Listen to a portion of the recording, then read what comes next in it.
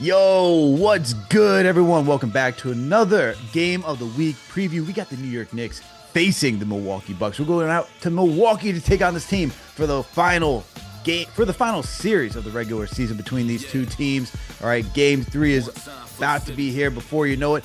And who better to help me preview this game none other than Jordan Tresky. All right, you can find him on the Win in Six podcast, part of the Euro Step podcast, part of the Blue Wire Network. He's part of the family, man. So make sure to hit that thumbs up button for your boys. Make sure to subscribe to the channel if you haven't already done so. And make sure to support our sponsor, Underdog Fantasy. Use that promo code KFTV to get up to $1,000 in instant bonus cash and a free pick. All right, guys, let's get into this Knicks Nation and Bucks Nation. I know some Bucks Nations in here. Jordan, my man, how you feeling today? Doing good. Doing good. How about you? I'm doing all right, man. Look, it was a little bit of an up and down week for the Knicks, man. We won the first game of a back to back. We lost to the Clippers the second night, so it's like it's a little, man, it's a little bit of stinging here and there. But we move forward, man. That's all we can do. And we got the Milwaukee Bucks, as I said, on the docket. That's why you're here. But let's before we go deep dive into the Bucks, what has been your thoughts on the Knicks this season so far? Well, obviously, been a team to kind of like a yardstick team for the Bucks in a lot of ways, Mm, where in the East especially, it's like been the top three pretty much from the start of the season, and the Bucks have been as they gotten better and went past like their terrible start to the year. You're trying to like budge their way in there, and there's hmm no budging. There has not been any budging that way. So yeah, I think the Knicks, I mean, when they made the move for Cat, a lot of sites were set on them. And it's just like an interesting team in terms of like making the moves that they did, not to disservice the Bridges trade too from the offseason. So it's like you see what they've been building towards putting their chips in the middle. And I think even being on the outside, you see like the ups and downs and what expectations turn to every night. I think they're obviously more settled than where the Bucks are, especially as of a couple days ago for mm, the case for of the sure. Bucks with the Dame injury, or the situation, whatever you want to call it. But I think from a Bucks perspective, the Knicks have been the closest in terms of like trying to get in that top three and assure themselves at least of like a home court position in the playoffs, and they've been tumbling down over the last couple of weeks, and the Dame injury is just, a big setback that is going to set up the first round series between the Bucks and the Knicks, most likely. Yeah, for sure. And look, I feel like it can go that way where the Bucks and the Knicks could meet in the first round. To me it's going to be either Bucks Knicks or Bucks Detroit. At this point, we're just waiting to see what Indy does. Does Indy supplant the Knicks for that third seed spot right now? The Knicks have clinched after the Hawks lost tonight for being a top six playoff team. And looking at the Knicks, it's so funny because I love asking this question because I'm sure, as you know, like when you cover a team and get into the nitty gritty, like you have all your critiques about them, what you want to see them do better. And I feel like sometimes we just have to take a step back to really look at like the big picture of what they are instead of just Yeah. getting into the weeds. And it's always a little bit refreshing where, it's like, oh, they're a good team, man. They're doing like when you talk about the Knicks, like, they're a good team, man. They're the measuring sticks for the Bucks. And we're like, man, if we're the measuring stick for you guys, I'm looking at the Celtics, I'm looking at the Cavs over here, like, yo, we haven't beaten those guys this season. It's just like that's our measuring stick. And this is not to, you know, talk down about the Bucks. They still got one of the best players in the world, and Giannis Antetokounmpo on that team.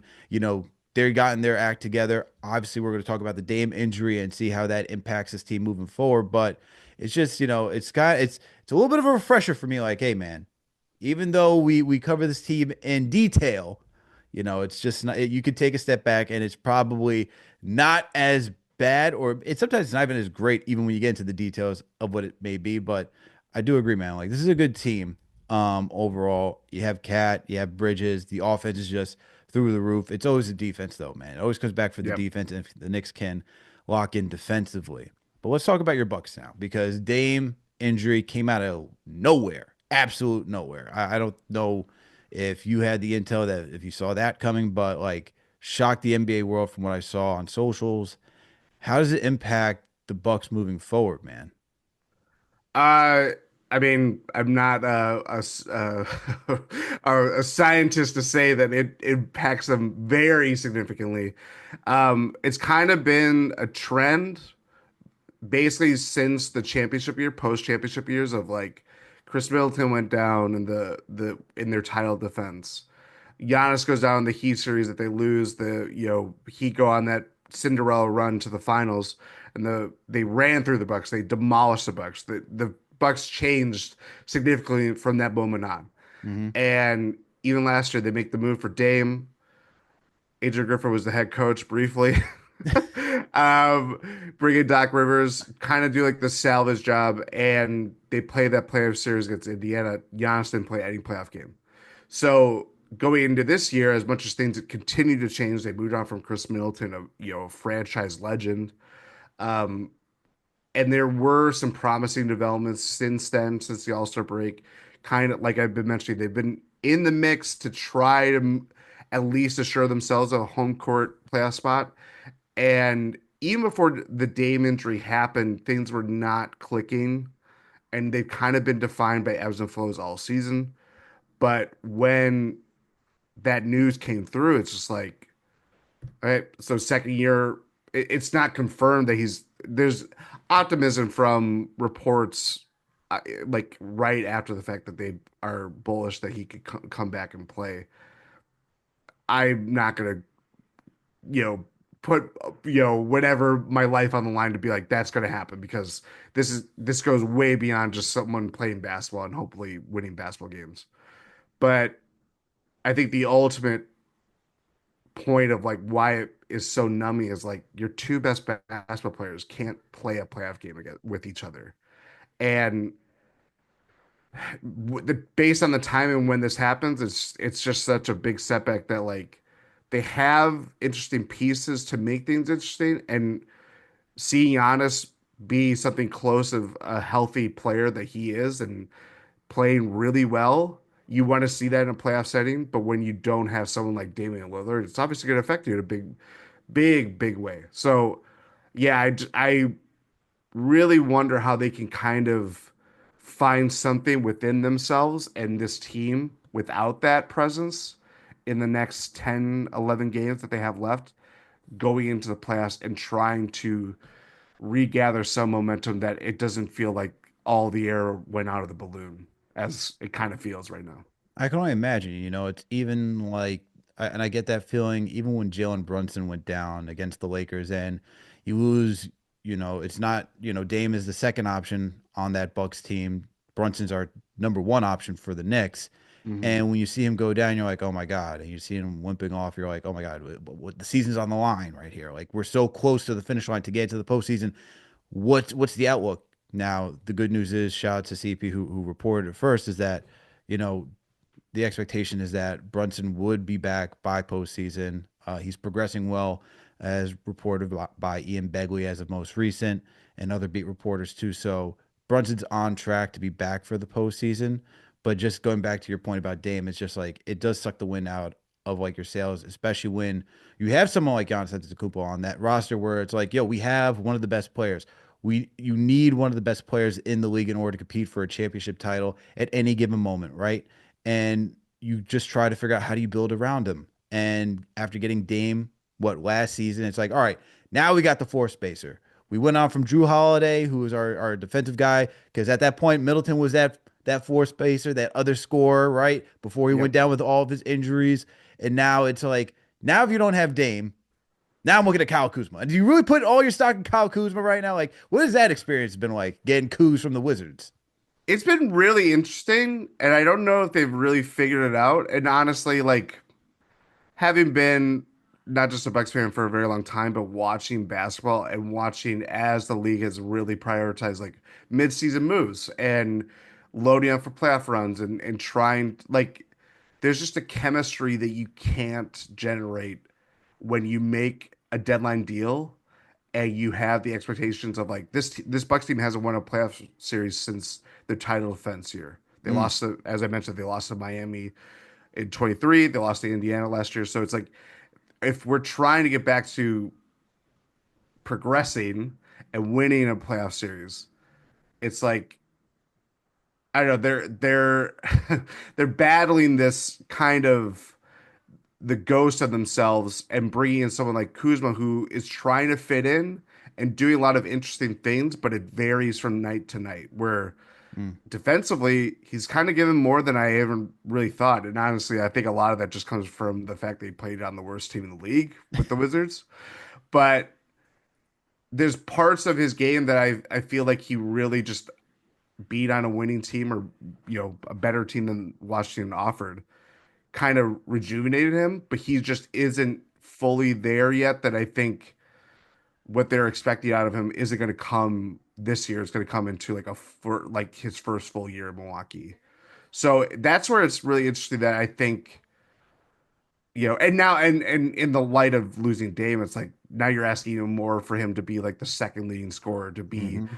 kind of like this point initiating guy that he really isn't and has never really been, at least on a good team. So I think the deck is only getting more stacked against him and trying to find something that frankly you just don't have a lot of time for him to get to. Salute to Knicks Nation. Thank you all for tuning for another Game of the Week preview. With me on the other side is my guy, Jordan Tresky. You can find him over at Win in Six Podcast, part of the Yodo Step Podcast, part of that Blue Wire Network, part of the family, man. Make sure you hit the thumbs up button for your boys. Make sure to subscribe to the channel if you haven't already done so. So, Jordan, you mentioned like how, you're asking a lot from Kuzma this season just because of the Dame injury right now. And that it's just kind of like the postseason kind of run that you're expecting is kind of getting a little murky. Um, let's talk about that for a second because you still have Giannis, so there's like anything is truly possible. All right, in the Yep. words of Kevin Garnett.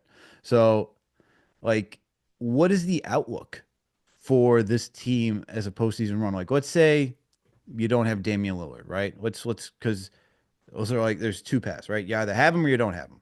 So Yep. let's say you don't have him right now, right? Because we don't know what his future holds, and it's always speculation. You don't have Dame. What's the expectation for this team for this postseason? Still try to get to the ECF? Is it just like, yo, can we just get out of the first round? We don't have our second guy. What's the expectations? I think winning a playoff series right now, it doesn't feel like a miracle, but it would feel pretty close. Like Mm, again, I think that's kind of it feels like a small bar, especially when you have Giannis and Dame. But I I can't I would throughout the season, Ian, and especially in light of their like really slow start to the year.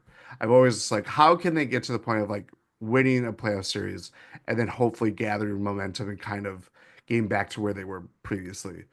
And I think it's not what we want to hear when you have championship expectations and two of the top players at their position in the league on your team.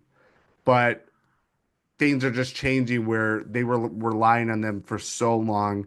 And prior to trading Chris Middleton, they were hoping that he could get back up to speed and kind of be that balance between them.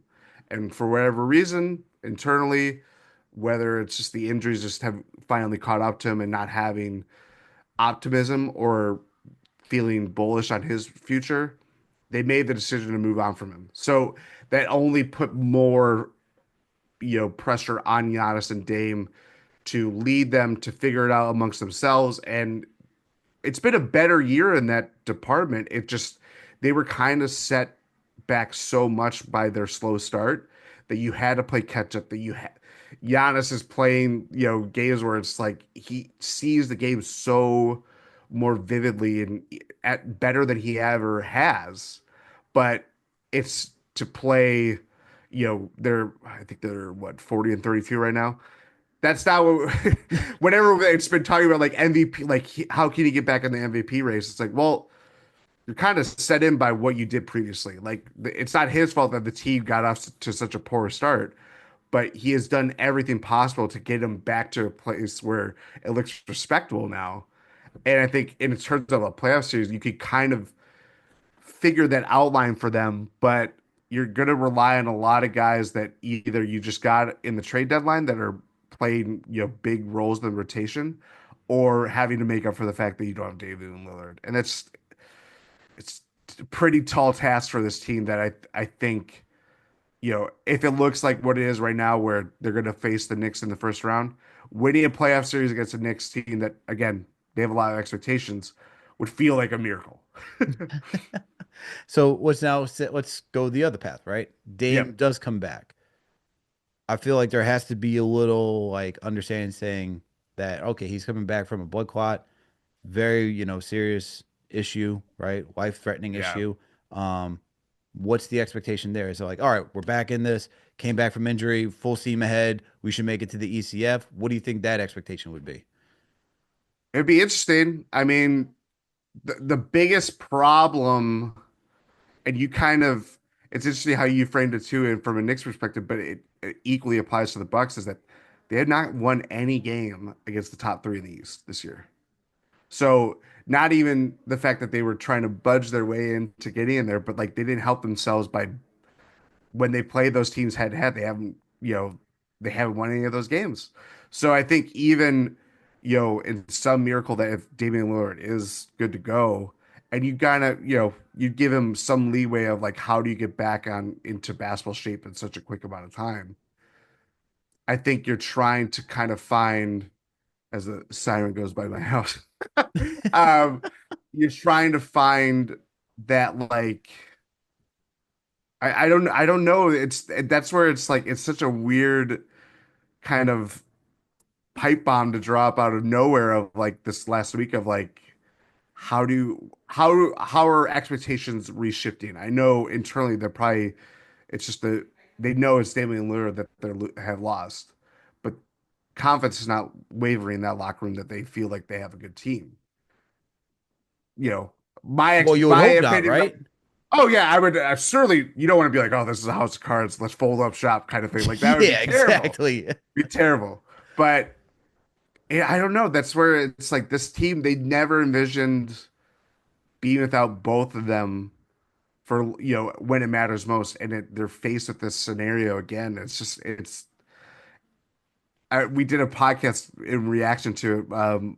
My friend Ty Windish and I host the Eurostep, and it's like it is so numbing to just come back to like these great expectations and you don't even get you might possibly not get a playoff game with both of them on the floor. It's like that sucks. It just sucks.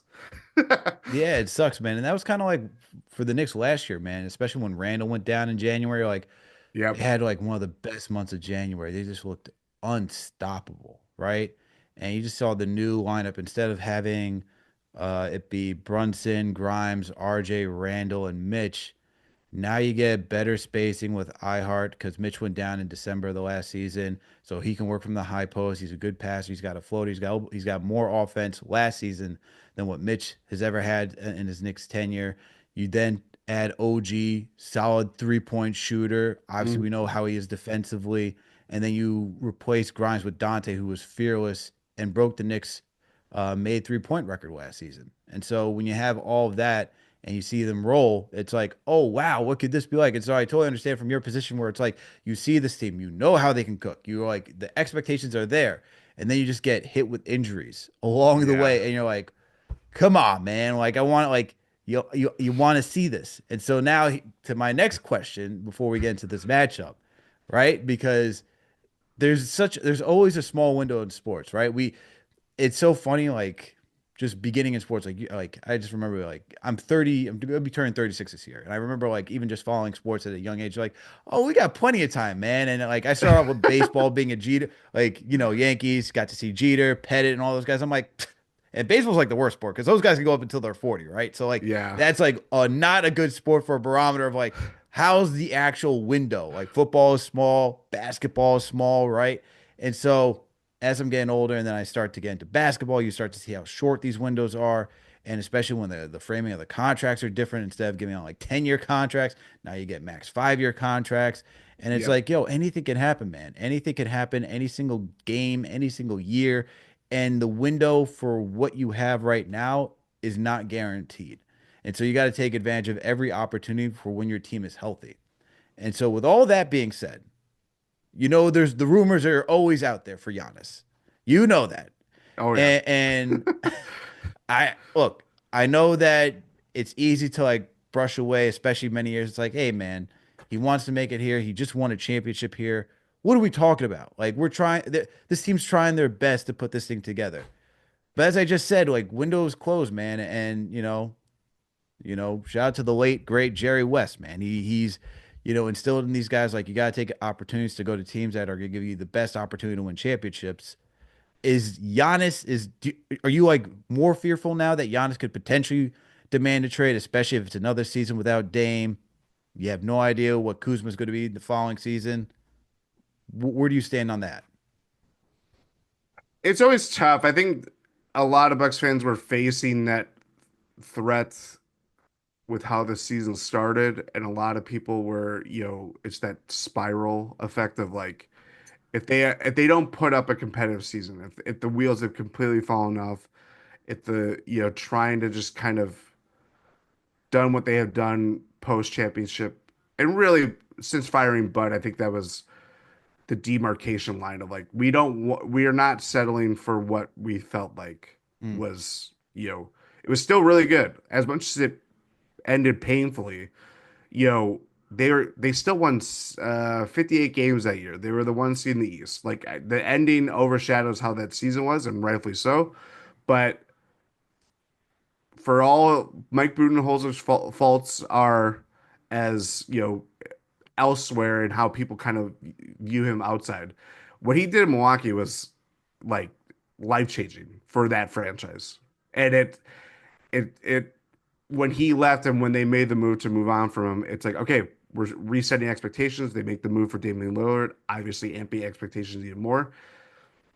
So when it's kind of gone to where it is now and some things are beyond their control, I think going back to the Giannis issue is like, he's always played good soldier. He's said as much as like he's never going to want to ask out of Milwaukee.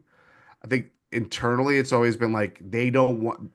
I don't think anybody within associated with the Bucks, whether it's John Horst, the GM, Doc Rivers, the head coach, they don't want to be the people that were the regime that traded the best player in the franchise. You know what I mean? yeah, no one wants to be a So Nico Harrison. yeah, exactly. No one wants to be that when that happened. That was Bucks fans within our podcast network and our Discord and everything. It's like that is proof of like you don't want to be that guy. That the Mavericks fell on that sword for whatever reason and whatever driving Awful. expectations. But it is acting out in terms of like this is what happens when people just go crazy. It like I don't know. Like I to answer your question, I don't think things will ultimately change. The only person that can really change his mindset is Giannis. Mm. And I don't think he wants to be the guy that I think he wants to be closer to the Kobe, Dirk, Duncan type of I want to be associated with one franchise for my entire career. But at the same time, he's a insanely competitive dude. He's still one of the best players in the league. If he wants to compromise that, model of be associated with one franchise, he would have to do that. I think some people would understand it. I think a lot of people or some people wouldn't understand that, but there is a cost that it comes at a cost of having to do something like that. And I don't think things are bad enough right now where things could change, but he's the guy that holds the cards and the franchise is only going to act on it until they feel like it gets untenable, which to be honest, I think they would be more than willing to write out Giannis as being who he is, even if that means a lot of mediocre basketball. Look, I can tell you this right now. As tough as a decision that would make for the Bucks, and look, I don't expect them to do that unless he requests it, and even if he were to request it, I'm in agreement with you where he really wants to be like the Dirk. Like every time like you hear him talk, like you hear him like he wants to be loyal to one franchise and say, "Hey, I did my time here. I did what I wanted to do for the city, and I made that impact not only for the team but for the city too." But then you hear these other conversations where he talks about being highly competitive, and you're like, "All right, man. Well, how serious are you? Is this just pressure on the front office to get them to do whatever you need them to do, or are you actually going to, you know?" make this move that you go to another team and really try to compete for another title in that manner. I can tell you this right now. As soon as you guys were like in a lull, man, and you're like, and things were being thrown out there, and you hear Giannis wanted to compete, I can tell you right now, Knicks fans were like, "Yo, we got to make this move, man. Whether it be Oh trading yeah. OG and Bridges, or whether it be trading Carl Anthony Towns to go get Giannis Antetokounmpo, we need this man in the orange and blue." And then people are trying to connect the dots. So look, I'm Greek and Jamaican, so I know the Greek contingent in a story would be like, yo, man, we got the best Greek bakeries out here. We got the best Greek food out here. You could be living in Astoria right now and go be playing at Madison Square Garden. I know they would try to be thinking of 20 million ways to sell this man, but look, at the end of the day, he's gonna make his own decision. It would never be, in my opinion, the front office who makes that move. Oh He has yeah. earned way too much credit to for them to even make that type of decision. It really would come down to Giannis. But personally, I just don't see it happening unless like it really goes south. And who knows, man? Yeah. We can't predict the future of what is going to happen for Milwaukee, but I just don't see it happening though. Yeah, and really like whether I think a lot I don't know if what happens in the postseason will be the harbinger of what's to come, but we've seen time and time again when teams with high expectations flame out in the playoffs, whether that is with injuries or not, like players just they don't want to stay stagnant. There's only their careers are finite time. Hmm. And for someone as good as Giannis, who can have questions about how his game will age, he still managed to add things to his game that he's not a shooter, but he's added more mid range to his game than any other year than I've seen him play in Milwaukee. So someone as good as him, he's always going to find things to maintain how good he is for a very long time. And until, he's been able to avoid serious injury many times before, but that gets a lot harder as you get older. And I think it's interesting to see how he's changed his viewpoint on his career, just how he's been, especially since the championship, because I think there's he's still as hungry as ever, but he does feel more sure of what he is in terms of like NBA history, and why not? Because he was on the NBA 75 list. He was I'm about to two say, time MVP, Finals MVP. So it's like he knows who he is, and you know, it's not shocking to say, but from my perspective and having watched him for a long time, it's kind of interesting to see him kind of get into middle age when he always just kind of has this like youthful exuberance he about really him. does. Always with the joking, man. I mean, I follow him on socials, and it's always like a joke. He's always smiling. I mean, I love his personality, man. I truly do love his personality. But shout out to Knicks Nation, man. Thank you for tuning in for another Game of the Week preview. With me on the other side is my guy Jordan Tresky. He covers the Milwaukee Bucks for Winning in Six podcast, part of the Yiddle Step podcast, part of that Blue Wire Network. He's part of the family, man. Make sure to hit that thumbs up button for your boys. Make sure to subscribe to the channel if you haven't already done so. And make sure to support our sponsor, Underdog Fantasy. Use that promo code KFTV to get up to $1,000 in instant bonus cash and a free pick. People, let me tell you about Underdog Fantasy right now for this little break.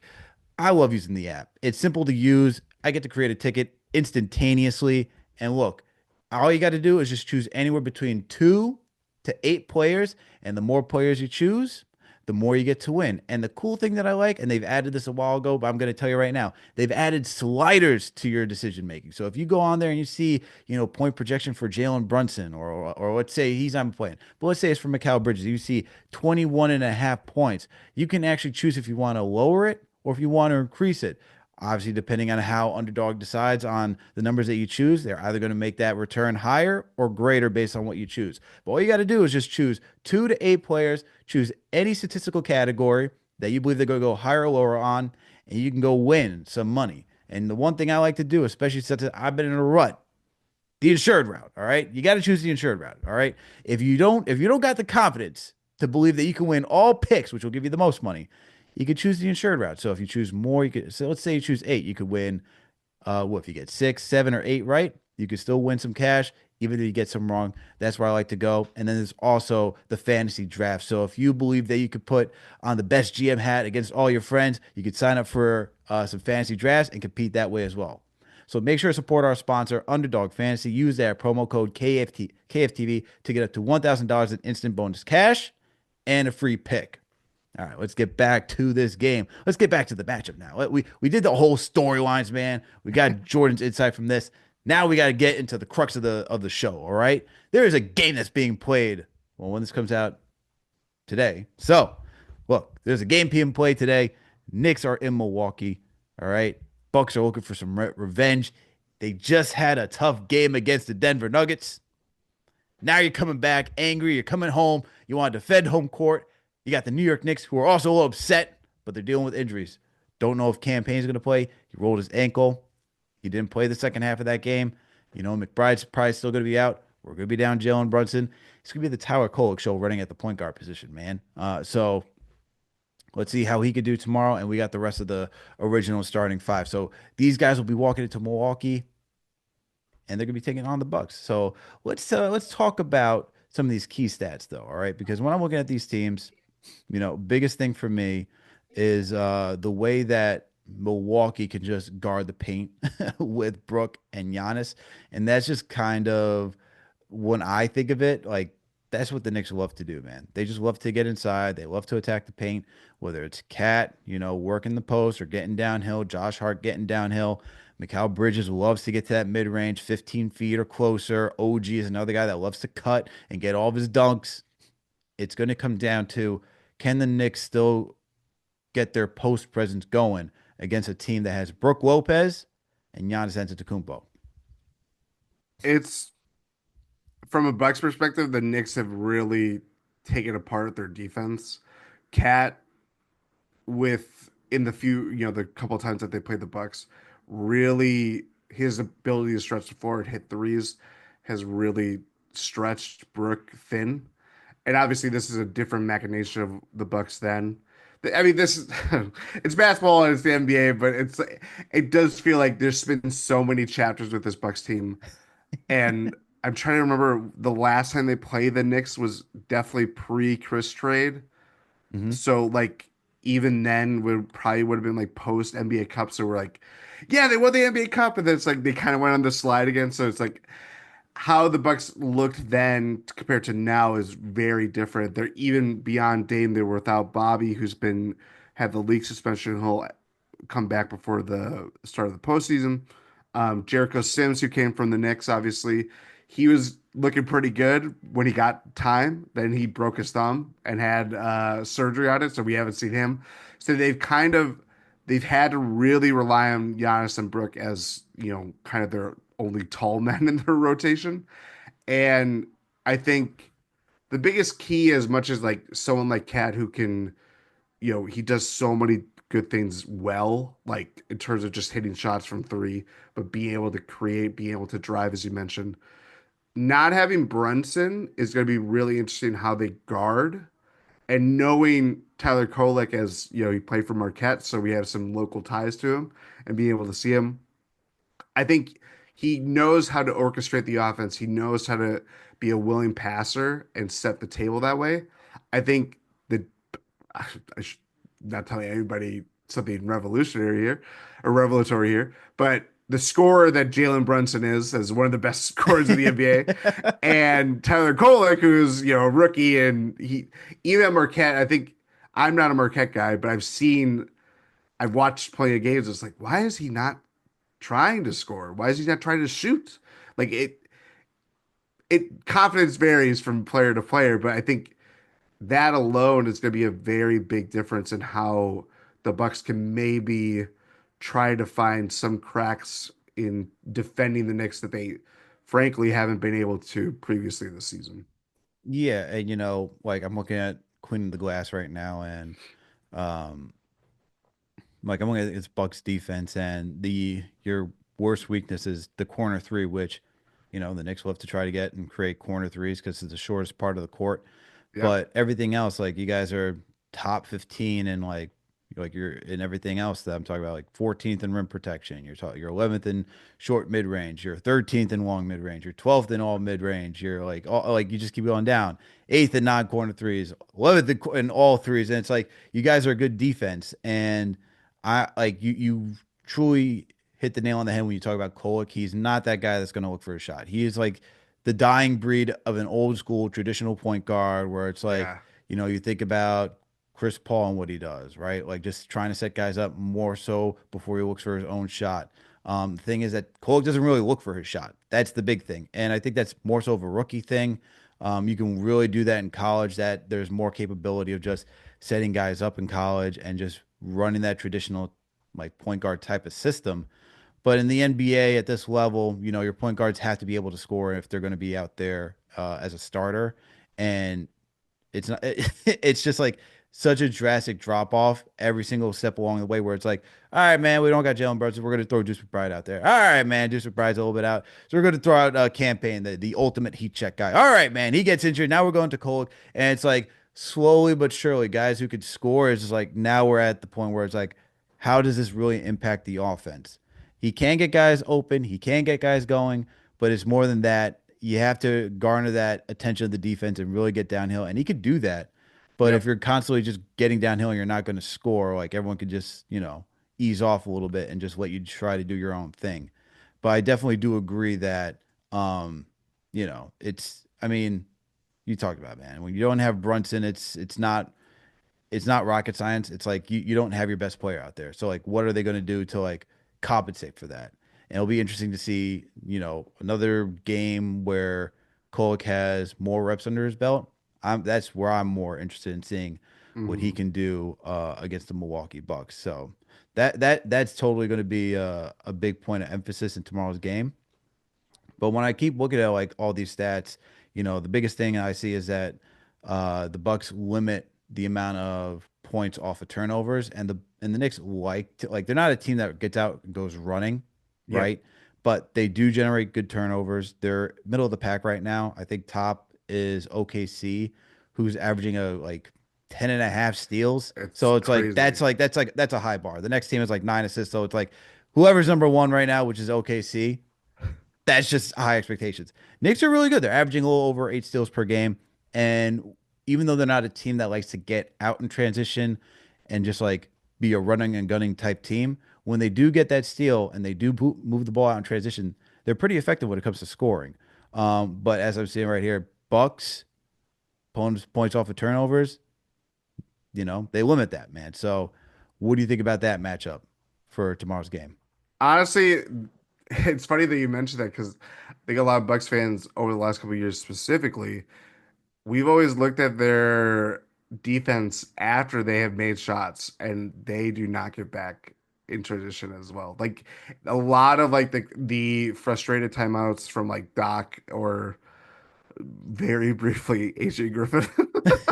um, it was always be like, oh, those guys just kind of lost their guy in transition, or they didn't get back in transition. Like they, and a lot of it was based on like roster ability, and I think they've made a conscious effort to get more younger, to get a little bit more athletic. But for a while there, they were playing a lot of guys that are just slower. You know what I mean? Like they just didn't have the horses to run with beyond Giannis, the other team consistently. So I think trying to manufacture points, both teams will be challenged obviously without having their best guard scorers on the court. I think trying to manufacture points that way, like however way it shakes, whether it's winning the rebound battle or game, trying to get loose in transition, however way possible, that's going to be key for a game that could, simulate kind of like a playoff preview for both of them. Absolutely, man. Absolutely. And, you know, it's really going to come down to, in my opinion, can Cat get going in these games, and can he get activated and just be like, which he can. We know that Yeah. he can score. That's not the question. The bigger question is, can he truly carry you to that next level? Like Brunson could carry you to that next level. We've seen that even in the postseason last year. Of course, you need help along the way. No one can deny that. I'm just wondering, can Cat be that catalyst, especially against a team with Giannis, if he can do it? But it's not even Cat that's my big matchup for tomorrow. I'm going to tell you who my key matchup is, though. It's OG Anunoby and Giannis Antetokounmpo, man. Because I am there is no way in hell do I want to see Karl-Anthony Towns guarding Giannis tomorrow. That is just like No. barbecue chicken. So it is definitely going to be OG Anunoby versus Giannis Antetokounmpo. And look, for OG, man, this dude he's been on fire, man, these last couple of games. And let me just tell you how good he's been. So over these last 5 games, hold on. My statistics over here are just like being a little wonky on me. Hold on for a second. The computer just likes to have its mind of its own, man. It's just how it goes at times. So over the last 5 games, OG's averaging within 36 minutes. He's averaging over 17 points. He's averaging 44% from downtown. He's shooting 53% from the field. All right. And he's averaging close to 5 boards and 2 assists. But the way that he's scoring, like, and especially the last 2 games, getting over 20 points, he got 30 against the Mavs on what was it, Tuesday. He got over 20, I think it was over 24, 25 against the Clippers last night. He's not doing anything flashy. He's just, diving to the rim off of cuts, getting dunks, knocking down threes, maybe doing a little dribble combos and creating a little separation with his shoulder to knock down a midi. But he's really been doing the damn thing, man. And that's offensively. Defensively, we already know what he is. He's a guy that can guard 1 through 4 easily. Depending on the night, he can even get up to 5. And he's going to be tasked with guarding Giannis Antetokounmpo, one of the best players in the league. The resume speaks for itself, man.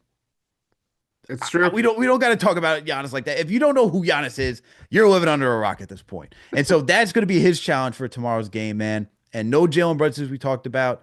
This is my key matchup because you're going to have to try. You're not going to stop Giannis, but you got to slow him down and make his night a living hell if you're going to have any chance to defeat this team when you don't, for the Knicks, when you don't have Jalen Brunson. You're probably not going to have Deuce McBride.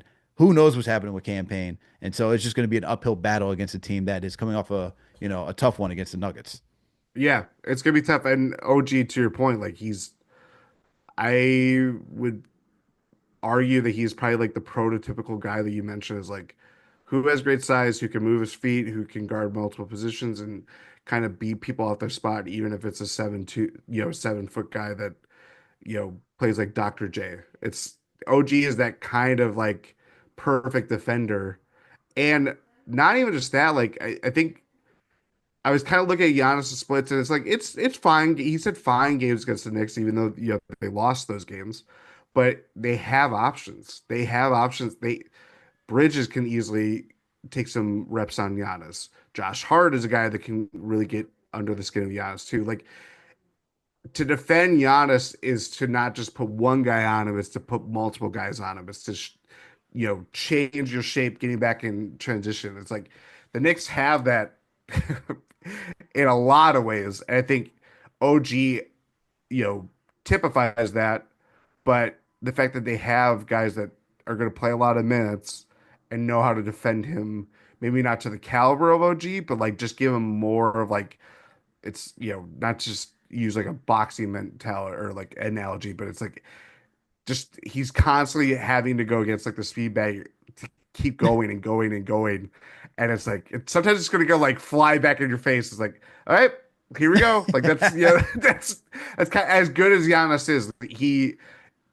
There are times where he can still look human, and I think the Knicks have a lot of good wing defenders that is how you defend Giannis best. It's some teams know how to get it, like a Bam Adebayo knows how to do it as a big, but if you have multiple wings like the Knicks have that can kind of match his spot, match his moves, know how he's going to play, it's going to make it a longer night for him than normal, certainly.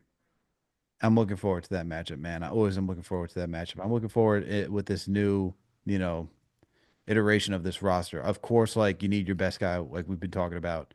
Knicks don't have Brunson, but it's still going to be a good one just to see where this team stands, man, going into this matchup. So I'm looking forward. I always look forward to these tough matchups just because OG, man, like watching him defend, it's just jaw dropping at times, man. It's just like Hmm. so impressive just because there's not many guys who could take on that responsibility at night in and night out. And there's been some games where it's kind of like, all right, some good defense. That's not OG defense. He's finally made over 65 games, so he can now qualify for some of these awards. So it's like you don't necessarily make it, especially under Tom Thibodeau. You know, Yeah. playing like 120% every single season, every single minute of the every single game. As you know, you have Doc Rivers, so those guys are cut from the same cloth. So Very you much already so. know how it is.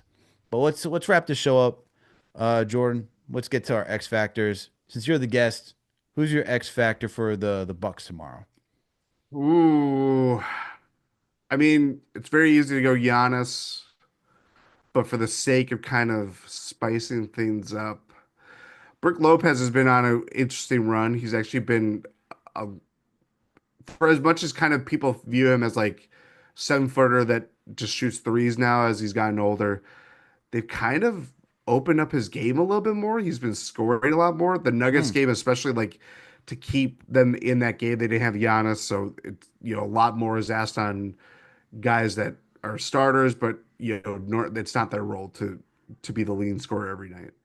He's been kind of turning it up, and he's kind of like this ageless wonder where he's 37. He's been in the league for like as long as I've been following the NBA, like seriously, and he still knows how to play really well. And it very like again defensively, it might be a mixed bag where you're going from guarding Jokic, who is an MVP like caliber player, to a guy like Cat. He may not be an MVP, but he's going to test you in a lot of ways. Of like he's going to bring you out from where you defend best. And I think even with knowing that's going to happen, I think the Bucks are just trying to find any other way to, especially in light of losing Dame, they're going to try to manufacture scoring in a lot of ways. I think a lot of that is going to come down to slowing the game down, mucking it up, and relying on Brook Lopez, who can get in the post, shoot very like we call them like glacial mountain drives where he just moves so slowly, but it's still like a ballet like move where it's like, how did you Dude, do that? Like I don't know, dude, it's crazy. it is so robotic. It is so robotic at times. I'm like, oh my God. Like this man's like, ooh, ooh. And Yep. I'm like you can truly you can see it like 20 miles away. And Oh yet yeah. he just gets the He's still finish. fine. He's There's still ways where it's like how you dunked over that guy just because you're so massive. you know, he just covers so much ground even when it's like moving at like slow motion. Hey man, it's like watching like stop motion animation the way he just plays sometimes. It's just it truly is like it truly is a marvel. But hey, Brooke he's been at it, man. He's improved his game from being a net to even for a short stint as a Laker, and now really has made a home in Milwaukee. But I like that as your X factor. I do like Brooke Lopez as your X factor just because look, he's a stretch big man. He could like Yep. you talk about Cat pulling Brooke Lopez out. Brooke can do the same thing. And that's like, it just opens up the space for a guy like Giannis to go drive and then really, even someone like Kyle Kuzma. It just opens a lot of things up for a lot of those players. You're going with Brooke Lopez. I'm going with Tyler Kolek. I can go with Josh Hart. I can go with Mikal Bridges. I can go with a lot of those guys. But the thing is that to me, they've like, especially Josh Hart, because around these parts, he's considered like he's always the X factor. I'm like, you can't be an X factor if you're always the X factor. Like Yeah. I know that he could, I know what he can do. He's going to give 110%. Some nights he's going to go crazy when it comes to scoring. Like his 20-point performances feel like 40-point performances. You know what I Yep. mean?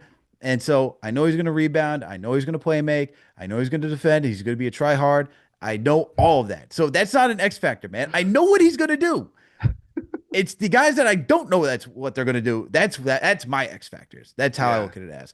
And so that's what I'm going with Tower Kolek, man. I have no idea what's gonna happen tomorrow, but I do know that he's gonna be extremely important to get this offense going. So hopefully he figures it out. He gets a little confidence tomorrow because if he's not, we don't need him to be Jalen Brunson, man. Don't need him to be that. That's a very high bar. But I just need you to give a little bit of offense and just get these guys in their position to succeed. And that's all I'm asking for. And we've seen him do pick and rolls and that and all that stuff. I just need to do that. So you're going with Brooke Lopez. I'm going with our guy Tyler Kolek, and even your guy too, man. The man from man played out in Marquette, Yeah. out in Wisconsin. So you guys can represent a little bit while he's out there. But Jordan, I appreciate you coming through as always, my man. Please let the listeners know where they can find you. If you got any work up and coming, we should be on the lookout for.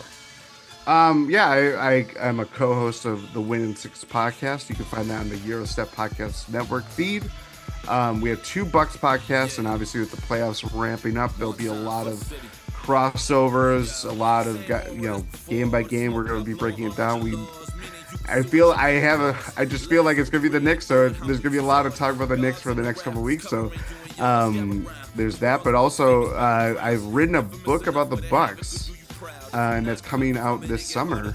It covers the expansion era, the Kareem Abdul-Jabbar and the Oscar Robertson era. It's while it's a Bucks book, it covers the Knicks element of it all because they're kind of this foe from that time. So there's a lot of like interesting, like I'm learning a lot about Knicks history in that time frame. So for any Knicks listeners out there, and obviously there are many that maybe you'll be interested in that when the book comes out, and hopefully there'll be a copy sold there. But yeah, I got that coming up this summer, and yeah, you can just find anything related to Eurostep Podcast Network on our many social channels. Jordan, appreciate you coming through, and I'm definitely gonna check out that book, man. Definitely gonna check out that book. That's so awesome that you got to write a book, man, and you're getting it published this summer. Kudos to you, man. That's phenomenal work, and appreciate you coming through, man, and just previewing this game. And Knicks Nation and Bucks Nation, I know we got some Bucks people in here tapping into this game, man. Make sure to hit that thumbs up button for your boys. Make sure to subscribe to the channel if you haven't already done so. Make sure to support our sponsor, Underdog Fantasy. Use that promo code KFTV to get to $1,000 in instant bonus cash and a free pick. And look, people, if you can't catch this show live on YouTube, and even though the show wasn't live, man, this is recorded. So shout out to all of you for tapping in for a premiere of this show. You know what you can do? You can do the replay gang. All right, you can just go to youtube.com/KnicksFanTV to come catch these shows at any given moment. And if you can't do that because you're on the road, you're traveling on the subway, wherever it may be, guess what? You can find us on any audio listening platform: Apple, Spotify, Google Play, Amazon, Alexa, Stitcher, you name it. We are there. Lastly, we do have a newsletter, so make sure to sign up for the newsletter. We got great writers over there doing the damn thing, so make sure to go support them as well. Make sure to go to shop.KnicksFanTV.com to go get your merch. All right. And make sure to tap in for play-by-play today. All right. You always know we got play-by-play going on. CK, 2K, and JD always doing a phenomenal job. And after play-by-play, you already know what it is. We got post-game. So make sure to tap into that as well. All right, everyone. We'll catch you afterwards after the Knicks face the Bucks. We out.